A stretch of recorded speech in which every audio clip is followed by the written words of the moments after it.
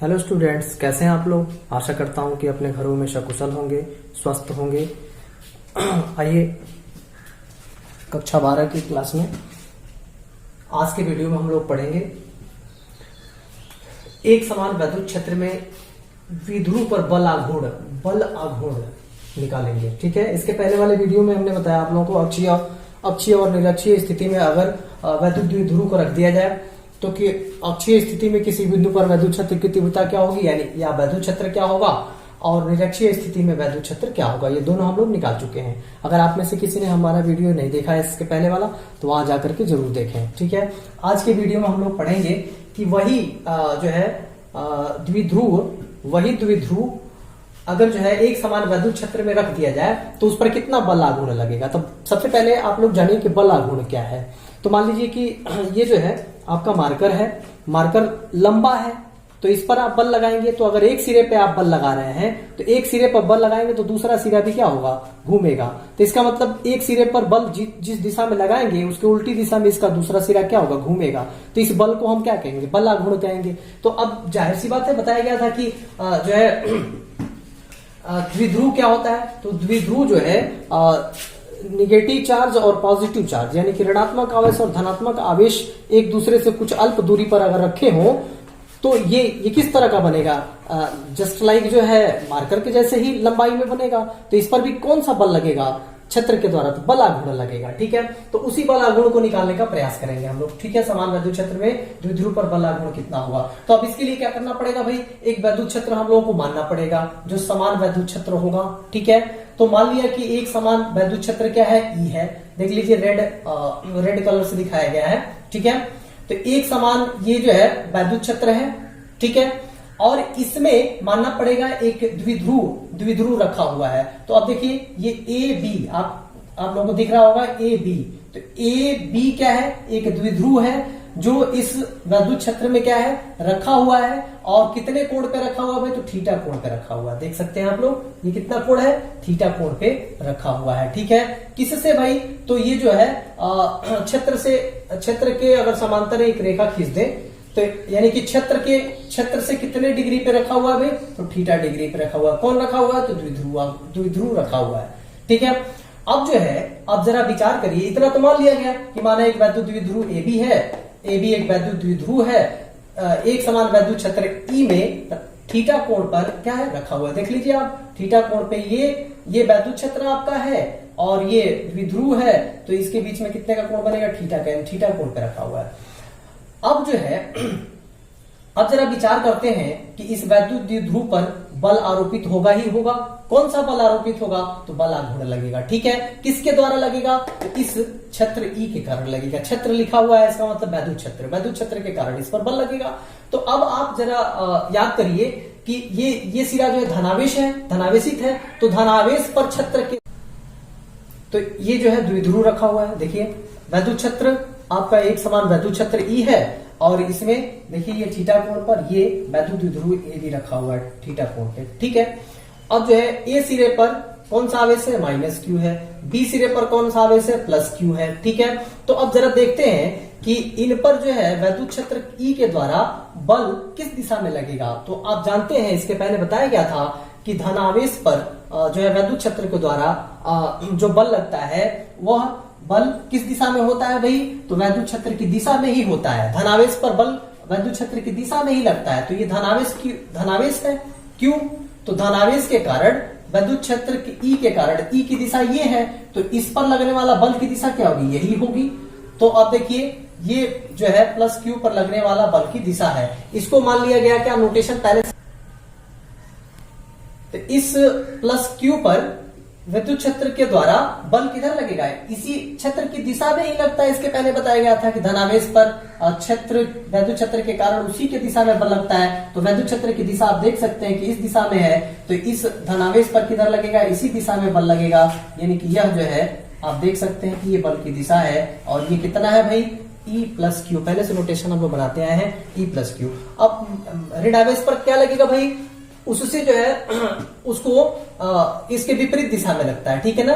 वैद्युत क्षेत्र के विपरीत दिशा में ऋण आवेश पर बल लगता है। तो देख लीजिए वैद्युत क्षेत्र की दिशा ये है और ये चूंकि ऋण आवेश है तो ऋण आवेश पर बल किधर लगेगा, इस दिशा में लगेगा, विपरीत दिशा में, ठीक है। अब वो जो है वैद्युत क्षेत्र के द्वारा जो वैद्युत क्षेत्र होगा वो कितना होगा, E माइनस क्यू होगा। पहले से नोटेशन आप जान चुके हैं कि माइनस क्यू पर E के कारण वैद्युत क्षेत्र कितना होगा, E माइनस क्यू, और प्लस क्यू पर वैद्युत क्षेत्र कितना होगा, E प्लस क्यू होगा, ठीक है। तो अब आइए शुरू करते हैं आगे जो है। अब देखिए द्विध्रुव के प्लस क्यू पर वैद्युत क्षेत्र अपनी दिशा में बल लगाता है, अपनी दिशा में बल लगाता है, वही हमने बताया कि प्लस क्यू पर अपनी दिशा में ही बल लगाया गया है।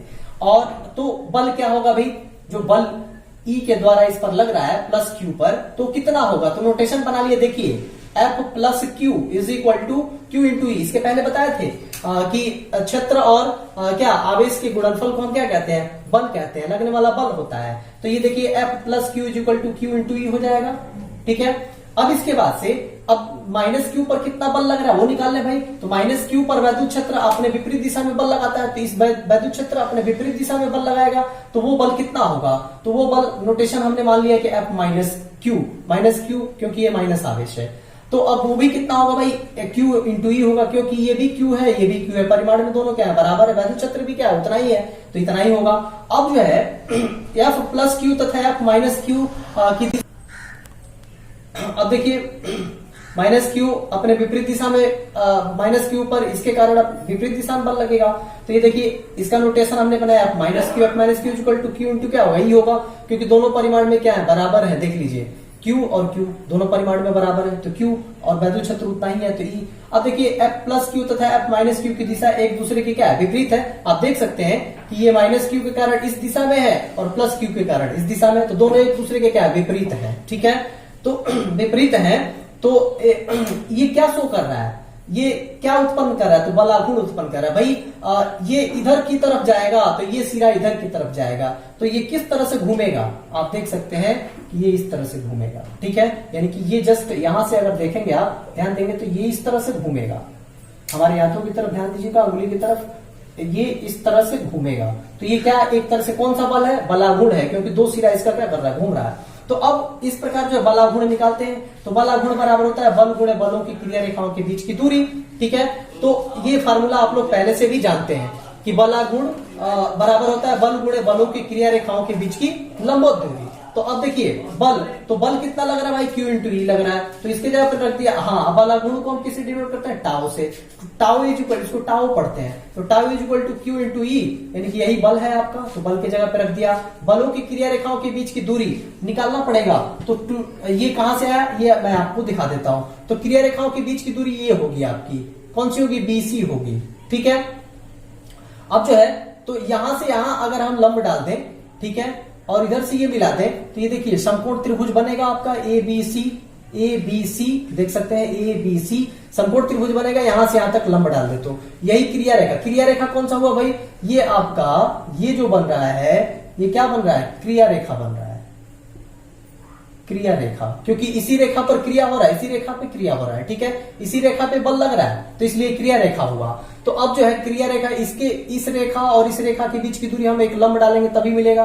तो अब ये लंब जो है डाला, इधर से भी मिला दिया, तो ये एक समकोण त्रिभुज बन गया। तो ABC यहां से निकाल लेंगे, तो लिखेंगे त्रिभुज ABC में अब क्या निकालना है भाई, तो हम लोग को BC निकालना है। ये थीटा है आपका, देख सकते हैं, ये आपका क्या है, थीटा। तो थीटा जब ये है तो इसके सामने लंब होगा, और ये क्या होगा, कर्ण होगा, ये आधार होगा। तो हम लोग को लंब चाहिए, लंब और कर्ण हमारे पास है 2a, ठीक है। तो अब जो है कौन सा रिलेशन होता है जिसमें लंब और कर्ण हो ट्रिग्नोमेट्री में, तो होता है क्या आपका साइन थीटा, ठीक है। तो साइन थीटा बराबर क्या हो जाएगा भाई, साइन थीटा बराबर हो जाएगा लंब बटा कर्ण। तो लंब कितना है, BC, तो क्या हो जाएगा BC अपान कर्ण कितना है, AB, तो AB हो जाएगा। अब BC की, अब देखिए BC की वैल्यू आप निकालेंगे तो क्रॉस मल्टीप्लाई करना पड़ेगा, तो क्रॉस मल्टीप्लाई करेंगे तो BC इज इक्वल टू क्या हो जाएगा, AB sine theta.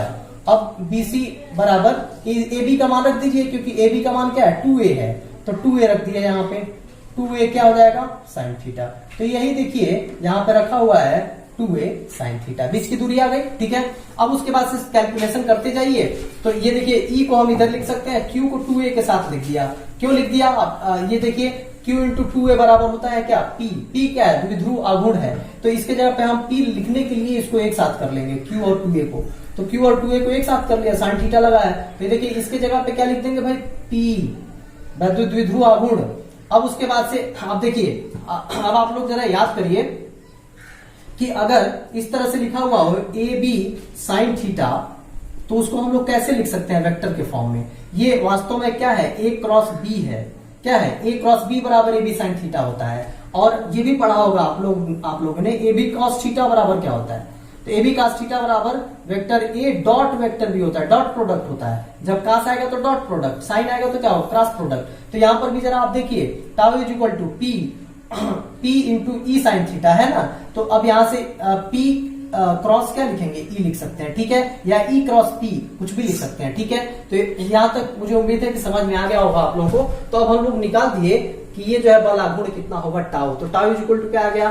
Vector p cross vector E आ गया। यानी कि इस वैद्युत द्विध्रुव पर लगने वाला जो बलाघूर्ण है किसके द्वारा? तो ई के द्वारा, वह निकल के आ गया। अब आइए इसका कुछ केसेस देखते हैं। ठीक है, तो ये केसेस ये है, केस फर्स्ट में आपको यदि द्विध्रुव एक समान वैद्युत क्षेत्र में, देखिए एक समान वैद्युत क्षेत्र में क्षेत्र के अगर समांतर रख दिया जाए, देख लीजिए ये क्या है आपका? वैद्युत द्विध्रुव है, तो क्षेत्र के समांतर रखा गया। देख लीजिए क्षेत्र भी ऐसे ही है और वैद्युत द्विध्रुव भी क्या है? ऐसे ही रखा हुआ है, तो एक दूसरे के क्या है? समांतर है। और एक चीज और है कि द्विध्रुव आघूर्ण की दिशा, द्विध्रुव आघूर्ण की दिशा, आघूर्ण बीच में किधर से? माइनस से प्लस की तरफ होता है। देख लीजिए ये किधर है? इस दिशा में है। आप देखिए यहाँ पे तीर बना हुआ है, तो इस दिशा में क्या है? आघूर्ण की दिशा भी है। तो यानी कि क्षेत्र की दिशा में ही आघूर्ण की दिशा हो, दिमाग में बैठाइएगा।